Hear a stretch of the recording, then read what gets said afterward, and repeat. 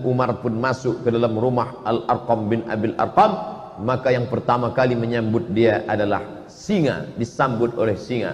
Apa kata Hamzah bin Abdul Muttalib? Kalau kau datang untuk menyerah, kami terima engkau. Tapi kalau kau datang untuk membunuh Muhammad, qatalnaka bisayfik, kami akan bunuh engkau bukan dengan pedang kami. Kami bunuh engkau dengan pedang engkau sendiri. Penghinaan yang luar biasa.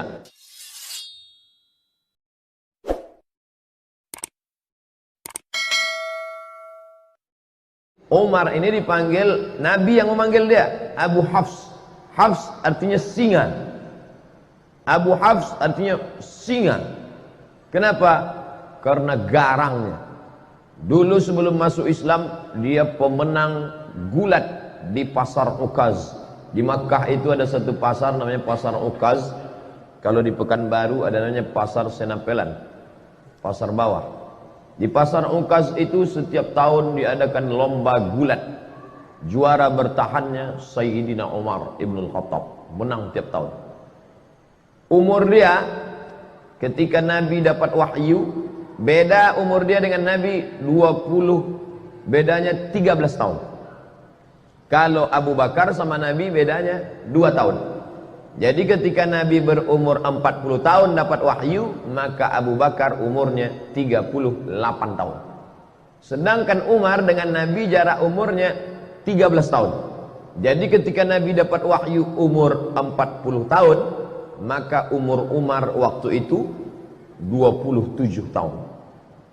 27 kalau sekarang ya masih anak muda lah. Selesai S1 23, ambil S2 3 tahun 26, kemudian sedang S3 semester 2 27 tahun. Anak muda sedang segar-segarnya. Itulah dia Umar bin Khattab, pemenang juara gulat bertahan. Maka ini Umar bin Khattab, Nabi ingin betul supaya dia ini masuk Islam. Sampai Nabi berdoa, Allahumma a'izzal islama bi umaraini, tolonglah Islam ini dengan 2 Umar ya Allah. Ada 2 Umar di Makkah yang waktu itu hebat betul. Ya Allah, tolonglah Islam ini, kalau masuk Islam 2 Umar ini, insya Allah kuat Islam ini. 1 Umar bin Khattab, 1 Umar bin Hisham. Kalau saya sebut Umar bin Hisham banyak orang tak tahu. Tahu Umar bin Hisham? Tidak. Kalau saya sebut nama kerennya, tahu. Umar bin Hisham, Abu Jahal. Sedangkan ini Abu Hafs, Abu Jahal, si goblok, bodoh. Abu Jahal itu apa artinya Ustaz? Bongak. Sedangkan ini Abu Hafs, singa, perkasa. Nabi minta pada Allah, ya Allah, kalau bisa 2 orang Umar ini masuk Islam, mantap Islam ini. Dan Umar bin Khattab masuk Islam. Abu Jahal mati dalam keadaan kafir. Tapi masuk Islamnya tak cepat, lama. Tahun 1 tak masuk Islam. Tahun beda dengan Abu Bakar. Abu Bakar tahun 1 langsung masuk Islam. Tahun 2, tahun ke-6 baru dia masuk Islam. Dia memusuhi Islam. Siapa yang masuk Islam, ada budak dia, hamba sahaya dia masuk Islam, habis disiksanya. Lalu kemudian pernah satu hari dia mau membunuh Nabi Muhammad. Keluar dari rumah, dicabutnya pedang. Jumpa sama kawannya. Kau mau kemana Umar? Aku mau memancung kepala Muhammad. Ente tahu, ente Bani Adi. Mereka pakai Bani. Anak-anak keturunan Adi disebut Bani Adi. Muhammad sallallahu alaihi wasallam itu Bani Hashim. Muhammad bin Abdul Muttalib bin Hashim bin Abdi Manaf. Maka dia Bani Hashim. Kau mau membunuh siapa? Aku mau membunuh Muhammad. Kau tahu tak Muhammad itu siapa? Muhammad anak Abdullah, anak Abdul Muttalib, anak Hashim, anak Abdi Manaf, anak Qusay. Qusay itulah yang membangun kota Makkah ini. Kalau sampai anak cucu kemanakan mereka ini mati, ente habis nanti. Akhirnya tak jadi dia bunuh Nabi Muhammad sallallahu alaihi wasallam. Suatu hari dia bertamulah ke rumah adiknya. Nama adiknya Fatimah bintil Khattab. Nama dia Umar bin Khattab. Fatimah bintil Khattab ini punya suami namanya Said. Dia dah dapat kabar si Said sama adiknya ini masuk Islam sudah. Tapi berita itu masih isu lagi. Masih infotainment. Masih was-was. Maka datanglah dia bertamu, kebetulan si Said sama Fatimah sedang baca Quran, tapi suara mereka pelan-pelan. Nama penjaganya namanya Khabbab. Khabbab, ya, adikku tadi baca apa? Tak ada, kata Khabbab. Tapi aku dengar sesuatu. Masuk dia ke dalam, ditinjunya adiknya itu. Pertama adik iparnya dia tinju. Tentu menang, dia pemenang gulat tiap tahun. Habis dia tinju adik iparnya, lalu kemudian adik dia perempuan yang lemah tu dia tinju. Tapi kemudian dia tengok tak ada rasa takutnya. Maka dia heran nih, ini adikku perempuan lemah. Tapi ketika kita kan bisa menengok orang, kalau kita gertak dia takut, pucat dia lari. Ini enggak. Berdarah, keluar darah dari wajah Fatimah bintil Khattab, tapi dia tak takut. Maka Umar mengaku, setelah dia masuk Islam baru dia ngaku. Apa kata dia? Kata dia, sya'urtu bid-du'fi lamma ra'aitu dama kharaja min wajhiha. Aku tiba-tiba merasa diriku lemah ketika aku tengok darah keluar dari wajahnya. Jadi saudara-saudara kita yang nampaknya lesu, lemah, tapi dikuatkan oleh Allah, dikuatkan malaikat, maka orang-orang yang merasa diri hebat itu merasa lemah dalam dirinya. Ini terjadi pada Sayyidina Umar bin Khattab. Dia menang, juara gulat bertahan tiap tahun, badannya kekar, kokoh. Adiknya ini perempuan lemah, ketika dia tinju sampai berdarah, tapi tak ada rasa takutnya. Ternyata Umar yang kuat itu, dia rasa dalam dirinya, oh kok tiba-tiba aku merasa lemah. Lalu kemudian dia tarik kertas dari tangan adiknya itu. Apa yang sedang kau baca ini? Betullah ternyata kabar yang kudengar selama ini, kalian sudah suami istri masuk Islam ya. Ini rupanya kalian ikut Muhammad. Aku memusuhi orang, adik iparku dan adik kandungku sendiri sudah ikut Muhammad sallallahu alaihi wasallam. Ditariknya. Apa kata Fatimah?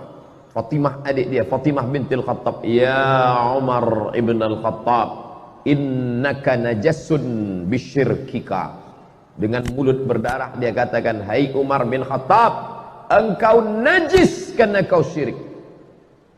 Bukan dia takut, ada kekuatan dalam dirinya. Umar yang sedang down, sedang rasa lemah, menengok adiknya tegar, malah kata-katanya, innaka najasun, kau najis karena kau syirik, maka kau tak layak, la yamassuhu illa tahirun, tidak ada yang layak memegang lembaran ini. Waktu itu belum ada Quran 30 juz.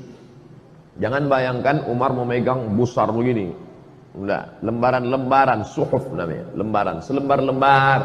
Ada ditulis di tulang onta, ada ditulis di pelepah korma, ada ditulis di batu-batu, tapi ada kertas yang masuk. Karena Mesir sudah ada kertas, mereka sudah punya hubungan dagang.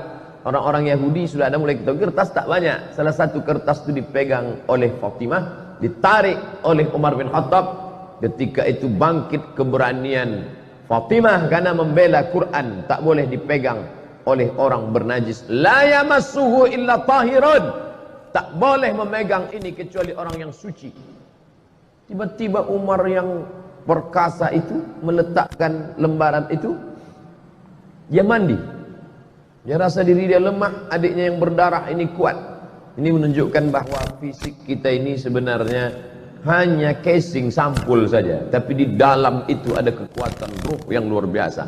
Perempuan lemah, mulut berdarah, tapi kalau kuat ikatannya dengan Allah, dia kuat. Umar bin Khattab pemenang gulat, perkasa, tapi kalau dia lemah hubungan dengan Allah, dia lesu, dia kalah. Lalu kemudian dia pun mandi. Setelah mandi, dia balik. Penasaran dia kertas ini. Lalu dia tengok. Taha, ma anzalna alaikal Qur'ana litashqa. Kebetulan yang dibaca adiknya itu surat Taha. Taha, ya Muhammad sallallahu alaihi wasallam. Ma anzalna alaikal Qur'ana litashqa. Tidaklah kami turunkan Al-Quran ini kepada engkau supaya engkau menjadi susah. Dia tengok susunannya pelan-pelan. Orang Arab sastrawan, bahasa Arab mereka halus, sastra. Dia bisa membedakan, ini bukan bahasa orang biasa. Akhirnya hatinya lunak dan lembut. Lalu kemudian dia pun segera untuk menuju menjumpai Nabi Muhammad sallallahu alaihi wasallam. Waktu itu Nabi sedang berada di rumah Al-Arqam bin Abil Arqam. Itu markas mereka berkumpul di kota Makkah Al-Mukarramah. Masih dakwah sembunyi-sembunyi, tak ada berani terang-terangan. Lalu kemudian Nabi, yang menjaga Nabi waktu itu 40 orang laki-laki perkasa. Di antara yang menjaga Nabi itu adalah Asadullah, singa Allah. Dia adalah Hamzah bin Abdul Muttalib. Ini jumpa singa sama singa. Hamzah Asadullah, Umar Abu Hafs. Petarung sama petarung. Lalu Umar pun masuk ke dalam rumah Al-Arqam bin Abil Arqam. Maka yang pertama kali menyambut dia adalah singa, disambut oleh singa. Apa kata Hamzah bin Abdul Muttalib? Kalau kau datang untuk menyerah, kami terima engkau. Tapi kalau kau datang untuk membunuh Muhammad, qatalnaka bisayfik, kami akan bunuh engkau bukan dengan pedang kami. Kami bunuh engkau dengan pedang engkau sendiri. Penghinaan yang luar biasa. Kalau ada orang dibunuh dengan pedang orang lain, itu biasa. Tapi dibunuh dengan pedang kita sendiri, maka itu penghinaan luar biasa. Umar, kau datang ke rumah ini sebagai orang menyerah, ahlan wa sahlan. Tapi kalau kau datang untuk membunuh Muhammad, maka kami yang akan memancung kepala engkau dengan pedang yang kau bawa itu sendiri. Lalu kemudian Nabi mempersilakan dia masuk. Silakan dia masuk. Kemudian setelah dia masuk, Nabi bertanya, "Ma ja'a bik?" Apa yang membuat kau datang kemari? Yang buat kau datang kemari apa, wahai Umar? Waktu itu Umar menjawab, "Ji'tu li'u'mina bika, ji'tu li'u'mina billah wa bika wa billadzi unzila ilaik." Aku datang untuk percaya kepada Allah, percaya kepada engkau bahwa engkau Rasulullah, dan percaya kepada apa yang diturunkan kepada engkau, yang tadi baru saja kubaca di tangan adikku bernama Fatimah binti Al-Khattab. Dia Umar bin Al-Khattab. Lalu kemudian dia pun bersyahadat di hadapan Nabi sallallahu alaihi wasallam. Lalu sahabat semuanya gembira senang karena terkabullah doa Nabi. Salah satu Umar masuk Islam, Umar bin Khattab. Lalu sahabat bertanya, "Alasna 'alal haq?" Apakah kita ini dalam kebenaran? Apa kata Umar? Untuk apa lagi kita bersembunyi? Maka sejak itulah orang berani membaca Quran dengan suara jahar. Sebelumnya kalau baca Quran seperti dengungan tawon di dalam sarang. Setelah Umar bin Khattab masuk Islam, mereka berani karena ada dua singa yang sudah mengawal Nabi Muhammad sallallahu alaihi wasallam. Yang satu Hamzah bin Abdul Muttalib Asadullah, yang satu lagi adalah Umar Al-Faruq Abu Hafs. Maka mereka baca Bismillahirrahmanirrahim, Taha ma anzalna 'alaikal Qur'ana litashqa. Maka mereka lantang membacanya. Lalu kemudian Islam pun menjadi kuat dengan berbagai cobaan dan ujiannya, sampailah pada masa hijrah. Lalu kemudian Umar bin Khattab termasuk orang yang pertama golongan yang ikut hijrah bersama Nabi Muhammad sallallahu alaihi wasallam. Jadi kalau Nabi hijrah umurnya 53 tahun kurang 13, berarti Umar waktu hijrah itu umurnya 40 tahun. Sebayalah dengan saya sekarang 40 tahun. Umar bin Khattab waktu itu macam saya, tapi badannya tak macam saya. Itu dia karena juara gulat, dia tegak. Umar bin Khattab tinggi, besar. Lalu kemudian dia pun pindah ke kota Al-Madinah Al-Munawwarah, mengikuti Nabi sallallahu alaihi wasallam. Anaknya dinikahkannya dengan Nabi sallallahu alaihi wasallam, itulah bernama Hafsah Ummul Mukminin. Makanya Abdullah bin Umar banyak meriwayatkan hadis. 7 di antara sahabat Nabi yang banyak meriwayatkan hadis adalah Abdullah bin Umar. Kenapa Abdullah bin Umar bisa banyak hadisnya? Karena dia punya kakak menikah dengan Nabi. Maka dia bebas main jalan di rumah Nabi, yaitu Hafsah. Maka Nabi itu abang ipar dia.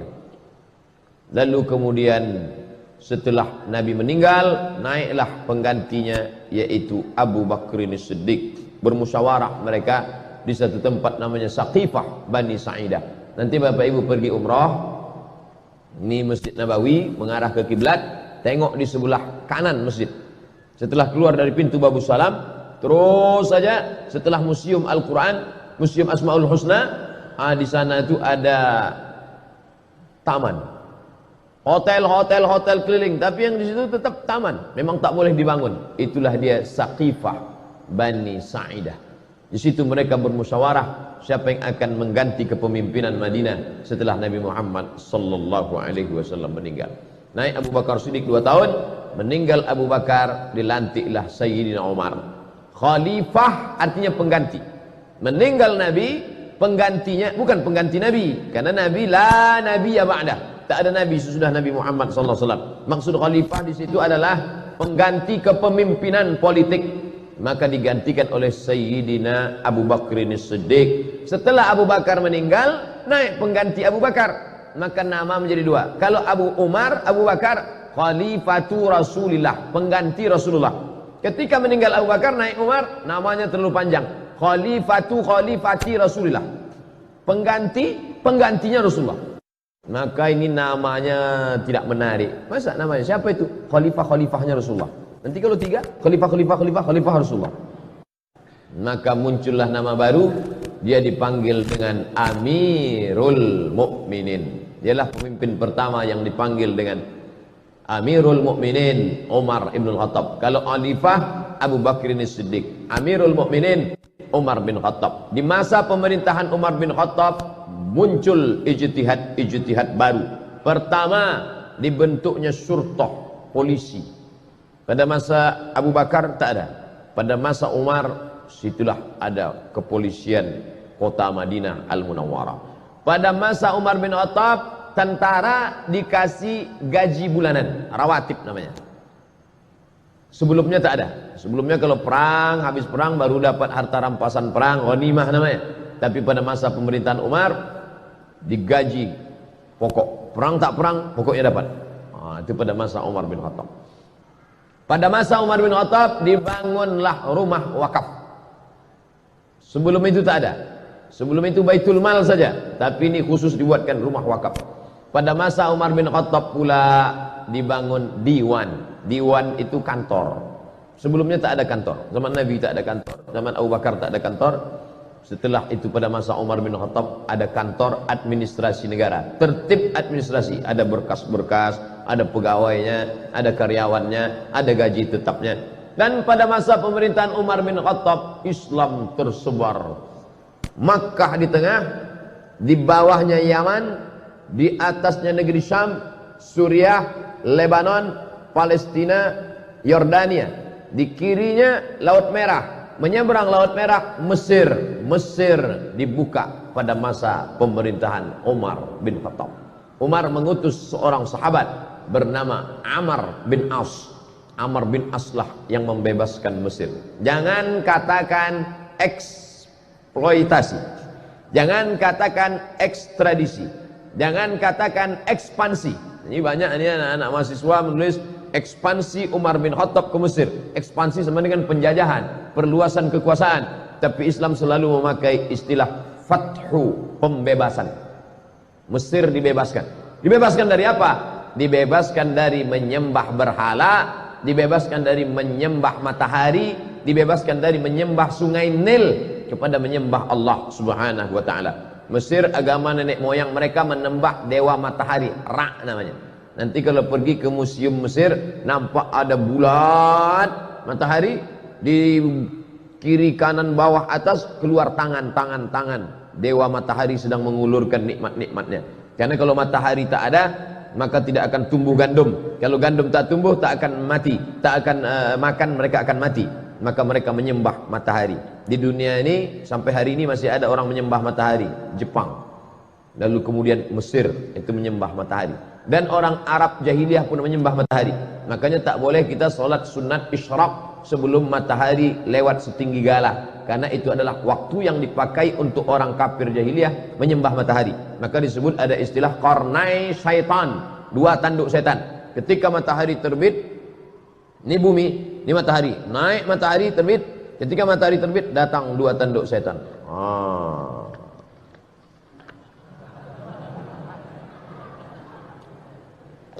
Alhamdulillah kita tak ada menyembah matahari lagi. Buya Hamka dulu pernah dipaksa untuk menyembah matahari.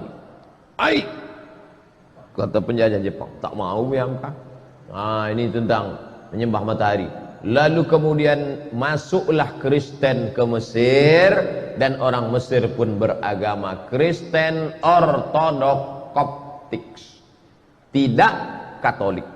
Sedangkan Romawi Katolik, Mesir Koptik, beda mazhab.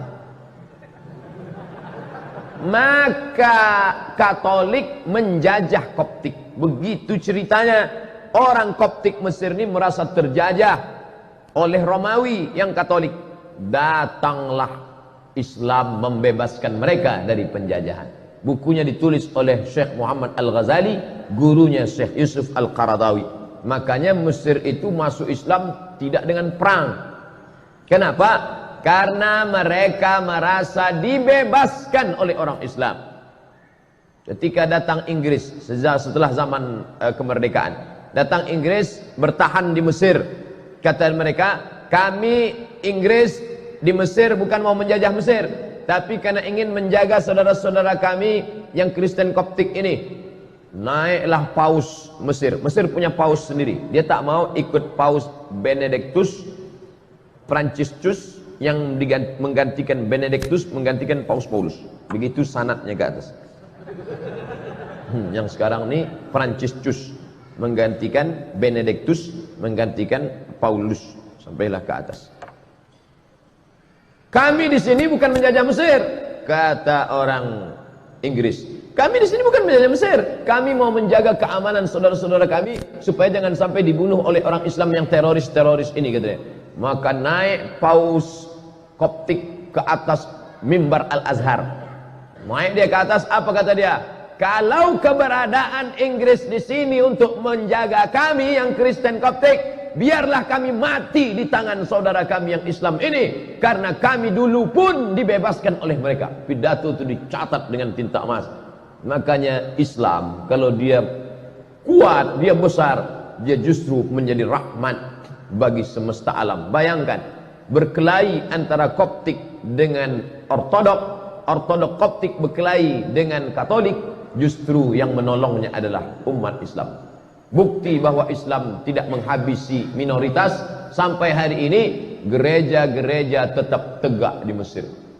Gereja paling tua, gereja Saint Catherine, yang ada di bawah bukit Jabal Musa.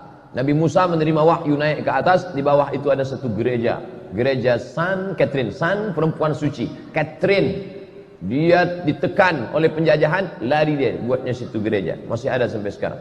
Saya waktu naik ke atas bukit Tursina, kami tengok, loh kok ada gereja di bawah? Ini gereja Saint Catherine. Seandainya Umar bin Khattab waktu itu mau, bisa diratakannya semua. Itu yang kafir-kafir itu, matikan mereka semua. Dah, mana? Islam pernah berkuasa di India, beratus tahun Islam berkuasa di India. Orang Hindu masih tetap ada. Kalau Islam itu ekstrim, tak ada lagi Sanjay Dutt, Shahrukh Khan, Amitabh Bachchan, udah habis itu semua udah. Islam berkuasa di Indonesia, bumi Melayu, kerajaan Siak Serindrapura, Candi Muara Takus. Bukti. Jadi bagi orang-orang yang masih juga mengatakan kami takut kalau Islam dibangkit, nanti Islam akan membunuh kami. Islam, ente kemana aja selama ini? Tak ente tengok bagaimana Mesir tetap tegak berdiri. Maka mereka berbondong-bondong masuk Islam, karena Islam datang membawa rahmatan lil alamin. Lalu kemudian Palestina yang waktu itu dipegang kuncinya oleh Kristen Ortodok, dan Islam menguasai Palestina dengan damai. Dia tak mau menyerahkan kunci ini kepada tentara-tentara. Apa kata pimpinan agama Kristen Palestina? Kunci ini hanya mau aku serahkan kepada Umar bin Khattab. Dia penasaran, mana Umar tuh, aku mau menengok Umar. Kalau mau kunci ini, datang kemari. Umat Islam kalau mau merampas kunci itu bisa aja, tariknya udah. Tapi Umar bin Khattab bijaksana, biar aku yang datang, kata Umar. Datanglah Umar. Dibayangkan si pendeta ini Akan datang pasukan berkuda dengan baju besi, dengan tombak. Tunggunya lah, berkedip-kedip mata dia menengok. Manalah Umar bin Khattab. Dari kejauhan ditengoknya onta satu ekor, ada 2 orang. Yang mana Umar bin Khattab, kata dia. 2 orang ini ganti-gantian. Kadang budaknya di atas, kadang Umar di bawah. Kadang Umar di bawah, kadang budak di atas. Pas ketika mau dekat pintu Baitul Maqdis, giliran Umar di bawah, budaknya di atas. Tengoknya pakaian Umar biasa aja. Disangkanya Umar pakai baju kebesaran, pakai jubah sutra, pakai cincin emas, pakai naik kereta kencana, feodal. Umar tuh low profile. Tengoknya Umar. Yang mana Umar bin Khattab? Ini dia. Ini Umar bin Khattab yang menguasai dari Yaman sampai ke Palestina, sampai ke Mesir itu. Ya, inilah dia. Kata mereka terkejut. Lalu kemudian Umar dipersilakan solat di gereja tempat lahirnya Isa alaihissalam. Silakan Umar solat. Umar tak mau. Solat dia di depan gereja. Ini gereja, solat dia di depan gereja. Selesai dia solat, orang bertanya, kenapa kau tak mau solat di dalam gereja itu Umar? Nanti kalian tengok. Sekarang barulah orang terkagum sama Umar. Kenapa? Bekas sujud Umar solat itu, itulah didirikan masjid sekarang, namanya Masjid Umar bin Khattab, berhadap-hadapan dengan katedral kelahiran Isa alaihissalam. Bayangkan kalau Umar bin Khattab solat di gereja itu, apa yang terjadi? Rata gereja itu jadi masjid. Tengok Umar bin Khattab bijaksana. Begitulah dia. Tapi ada satu api dalam sekam, sakit hati dia. Siapa dia? Ketika Umar bin Khattab membebaskan Persia, Makkah di tengah, Yaman di bawah, Syam di atas, Mesir di kiri. Di kanan ini ada Persia. Persia lebih kuat daripada Roma. Makanya dalam Quran ada suatu surat namanya surat Ar-Rum. Ghulibatir Rom. Bangsa Romawi pernah kalah. Siapa yang mengalahkan Romawi? Persia. Persia paling hebat. Dan Persia dikalahkan oleh Umar bin Khattab. Jika Romawi dikalahkan Persia dan Persia dikalahkan Umar, maka Umar menguasai dunia. Tapi ternyata ada satu orang dendam, kesumat, sakit hati, ditikamnya lah Sayyidina Umar pada tanggal 24 Zulhijjah, hari Rabu, saat rakaat pertama sholat. Ditikamnya pada tanggal 24, 25, 26, 27. Setelah itu tanggal 30 meninggallah Sayyidina Umar Ibnul Khattab pada tahun 23 Hijrah. Umurnya pas 63 tahun. Nabi Muhammad meninggal 63, Abu Bakar meninggal 63, Umar bin Khattab meninggal 63. Saya sudah hitung-hitung, insya Allah meninggal tahun 2040. Waktu itu umur saya 63. Sok mantap katanya. Kalau berlebih bonus. Kalau mati besok, alhamdulillah.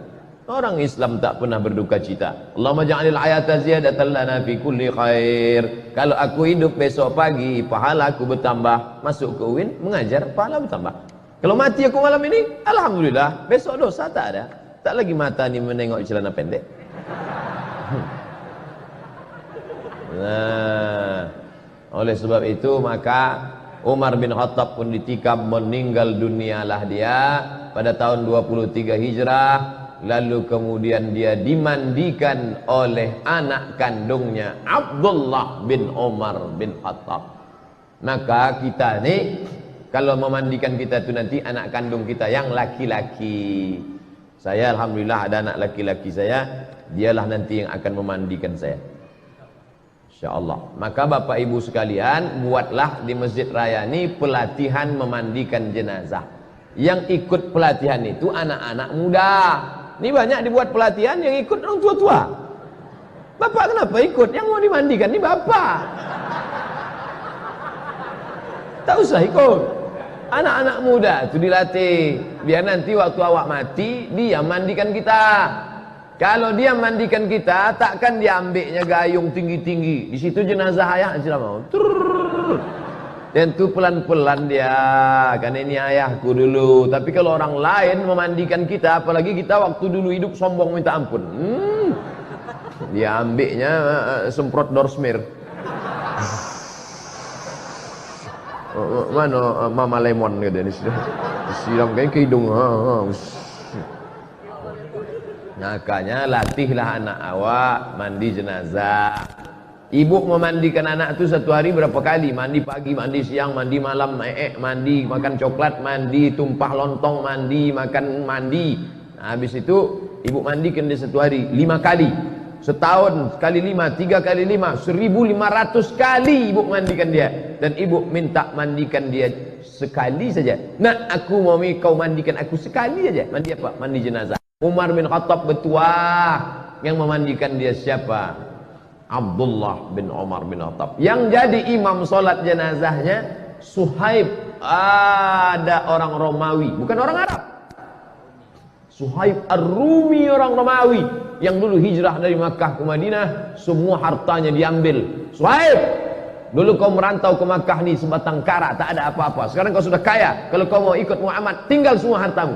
Suhaib Ar-Rumi. Apa maknanya? Jangan kita pesankan nanti ambo kalau mati nan menyembayangkan ambo mesti orang payakumbuh.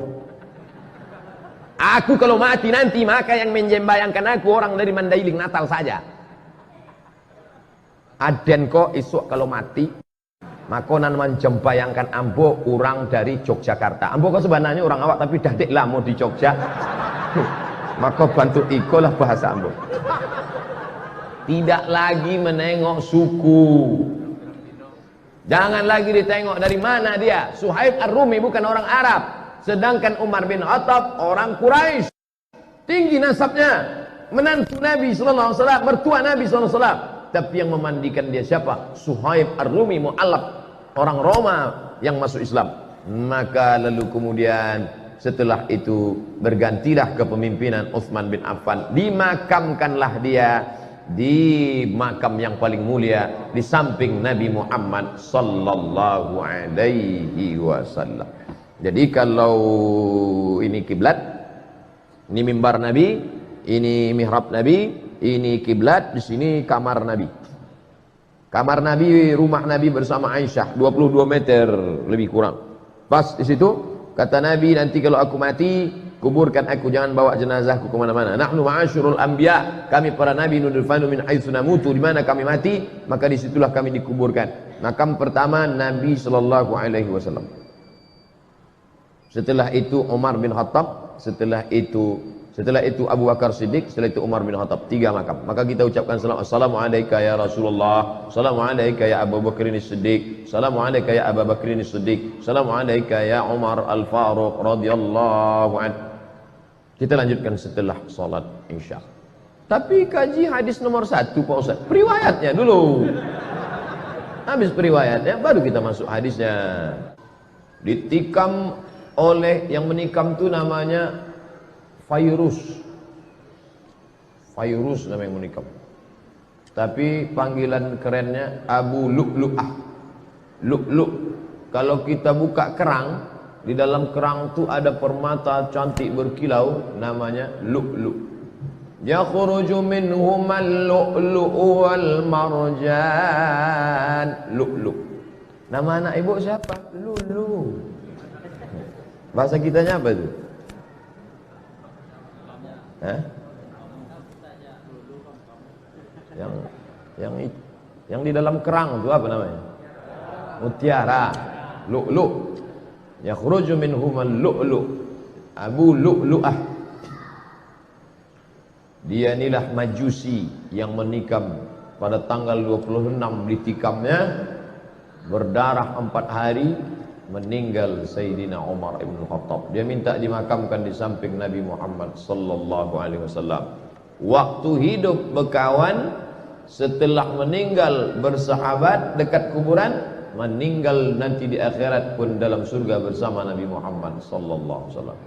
Kita di dunia tak berkawan, kubur jauhnya minta ampun, mati pun tak jelas. Sudahlah hidup tak berkawan sama Nabi, kubur kita entah di mana makam Nabi, maka paling tidak stasiun yang ketiga ni dapatlah hendaknya nanti kita ni semua bersama Nabi Muhammad sallallahu alaihi wasallam. Amin ya rabbal alamin. Tak boleh salat di masjid yang ada kubur. Itu Masjid Nabawi. Itu kan kubur Nabi. Umar tu Nabi rupanya. Kan tidak. Yang tak boleh itu bacalah kitab. Nah, paling ujung-ujungnya 37 masalah populer. Enggak. Sah buku itu. Al-Bayan lima yushghilul adhan, ditulis oleh Mufti Mesir Syekh Ali Jum'ah. Bedakan antara tiga: salat di masjid yang ada kubur, merubah kubur jadi masjid, atau salat ke kubur. Itu beda, jangan dicampur aduk. Saya bagi tiga: salat di masjid yang ada kubur, salat menghadap kubur, atau merubah kubur jadi masjid. Yang haram itu yang mana? La'anallahu yahud an-nasara, Allah melaknat Yahudi dan Nasrani, ittakhadhu qubur anbiya'ihim masajid, merubah kubur jadi masjid. Itu yang tak boleh. Makam Santo Thomas dirubah mereka menjadi tempat ibadah. Itu maksud hadis Nabi. Ini di bawah masjid ini ada kubur. Mana ada? Meninggal Abdul Somad, dikuburlah, ini makam Abdul Somad. Setelah itu tak lama datang traktor meratakan. Habis itu di masjid dibangun masjid di atas. Silakan sholat di masjid. Masjid apa namanya? Masjid As-Somadiyah. Haram sholat masjid. Nah, sekarang diisukan kemana-mana, tak boleh sholat masjid al-kubur, tak boleh sholat masjid al-kubur. Maka masjid-masjid semua di bumi ini ada kubur. Dari mulai Aceh sana, Masjid Baitur Rahman, kubur. Turun ke bawah, Masjid Al-Masun, Medan, Masjid Raya, di samping Istana Maimun, kubur Sultan. Turun ke bawah, Masjid Sahabuddin, Istana Siak, kubur. Yang tak boleh itu kubur itu diperatakan, dibangun masjid di atasnya. Ini ditulis Syekh Ali Jum'ah, guru besar Al-Azhar, Mufti Mesir. Ini tentang masalah ini. Lalu kemudian sampai 4 hari kena tikam meninggal. Padahal Umar bin Khattab itu tak ada orang lebih sakti daripada Umar bin Khattab. Tembus juga. Jadi kalau ada orang mengatakan, konanlah putih, Umar bin Khattab. Apa kata Nabi? Lau kana nabiyan ba'di lakana Umar. Seandainya ada nabi sesudah aku, pasti Umar ini jadi nabi. Bagaimana iman Umar? Masalaka Umar fajjan qattu illa salaka syaitanu fajjan ghaira fajjika. Seandainya Umar lewat di suatu jalan, maka setan akan mutar di jalan yang lain. Kalau Umar bin Khattab lewat di jalan Ahmad Yani, maka setan mutar ke jalan Sudirman. Takut dia seperjalan. Kita bersanding-sanding sama setan. Kan jauh dari setan. Tidur sama setan, makan sama setan, WC sama setan. Umar bin Khattab luar biasa, tapi dia meninggal. Apa yang diinginkan Allah? Allah ingin dia mati syahid. Yang menikamnya itu Fairuz Abu Lu'lu'ah. Inilah majusi yang jahat. Ada pula orang membangun makamnya. Makam Fairuz Abu Lu'lu'ah dibangun megah, pakai lampu-lampu, pakai taman-taman. Siapa yang membangunnya? Syiah. Kata mereka ini pahlawan, karena sudah berhasil membunuh orang paling jahat di dunia, yaitu Umar bin Khattab, karena merampas kekuasaan Sayyidina Ali bin Abi Thalib. La haula wa la quwata illa billahil aliyil azim. Tidak ada konflik antara Umar dengan Ali. Tahu tidak? Umar punya istri namanya Ummu Kulthum. Ummu Kulthum. Ummu Kulthum itu anak siapa? Anak Sayyidina Ali. Ali menikahkan anaknya kepada Umar. Jadi kalau ada orang mengatakan Umar dengan Ali itu bermusuh bebuyutan, Pak Ustaz, la ilaha illallah. Bacalah balik. Tidak ada permusuhan antara Ahlul Bait dengan Umar ibn Khattab. Cintanya Ali kepada Umar, dinikahkannya anak gadisnya namanya Ummu Kulthum dengan Umar ibn Khattab. Umar, nama Kalau memang benci kita sama orang, takkan kita pakai namanya. Tapi Ali punya anak, dibuatnya 2 kali Umar. Umar Wahid, Umar Sani. Umar Cie, Umar Duo. Saking kan cintanya dia kepada Sayyidina Umar bin Khattab. Dan ketika Umar menjadi khalifah, maka Sayyidina Ali diangkatnya menjadi Watim Pres. Mana pula ada Watim Pres waktu itu? Agak-agaknya macam itulah. Dewan Pertimbangan Khalifah Watim Prah Sayyidina Ali bin Abi Thalib. Jadi mereka berkawan bersahabat baik. Maka kata Sayyid Muhammad Alawi Al-Hasani Al-Maliki, ulama hadis dari Makkah, kalau kau tengok ada orang berilmu tapi mencaci maki sahabat Nabi, itu adalah khatul ahmar, garis merah. Jangan kau ambil ilmu dari dia. Kalau ada nanti ustaz mencaci maki Abu Bakar, mengejek-ejek Umar, bahkan apa pesan Imam Syafi'i, kalau kau solat tiba-tiba imammu itu Syiah, jangan kau belakang dia, pergi sana cari, tak usah kau solat sama dia. La tusalli khalfa rafidhi, jangan kau solat di belakang Syiah Rafidah. Al-Buwaiti bertanya, sifhum lana, bagaimana kami tahu dia Syiah? Jubahnya sama, sorbannya sama, bagaimana kami tahu dia Syiah? Man qala inna Aba Bakrin wa Umar laysa bi imamaini fa huwa rafidhi. Siapa yang mencaci maki Abu Bakar dan Umar, maka itu salah satu Syiah Rafidah.